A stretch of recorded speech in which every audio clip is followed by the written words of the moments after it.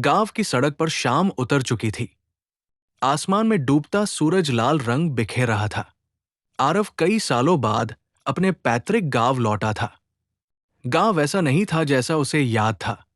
बेहद शांत, जरूरत से ज्यादा शांत। जैसे ही वो गलियों से गुजरा, लोग उसे देखकर अपने घरों के दरवाजे बंद करने लगे। एक बूढ़ा आदमी कांपती आवाज में बोला, बेटा, सूरज ढलने के बाद पुराने कुएं के पास मत जाना। आरव ने मुस्कुराकर बात टाल दी, लेकिन उसी पल हवा अचानक ठंडी हो गई। रात गहरी हो चुकी थी। चारों ओर सन्नाटा पसरा था। अचानक आरव के कानों में किसी लड़की के रोने की आवाज पड़ी। वो आवाज गांव के पुराने कुएं की ओर से आ रही थी। कुएं के पास उसे एक लड़की दिखाई दी। सफेद सलवार सूट पहने, लंबी काली चोटी, आंखों में आंसू।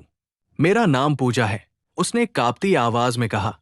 पूजा ने बताया कि 20 साल पहले उसकी जबरन शादी कर दी गई थी। जब उसने विरोध किया तो गांव वालों ने उसे जिंदा ही कुएं में धकेल दिया। उसकी लाश कभी बाहर नहीं आई। और तभी आरव को याद आया, यही चेहरा उसने गांव की एक पुरानी तस्वीर में देखा था। आरव का शरीर सिहर उठा। अचानक कुएं का पानी हिलने लगा। धीरे धीरे उसमें से एक बुढ़िया औरत बाहर निकली। आंखें काली और गीली साड़ी बदन से चिपकी हुई। वो डरावनी हंसी हंसते हुए बोली, तू यहां आ ही गया बेटा।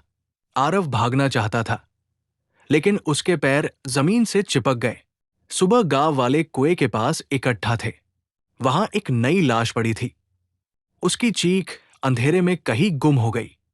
हाथ में टॉर्च और चेहरा अजीब तरह से शांत। वही बूढ़ा आदमी बुदबुदाया, कुआं फिर से भूखा था। उस रात फिर रोने की आवाज आई, लेकिन इस बार कुएं के पास दो साए खड़े थे, आरव और पूजा, अगले शिकार का इंतजार करते हुए।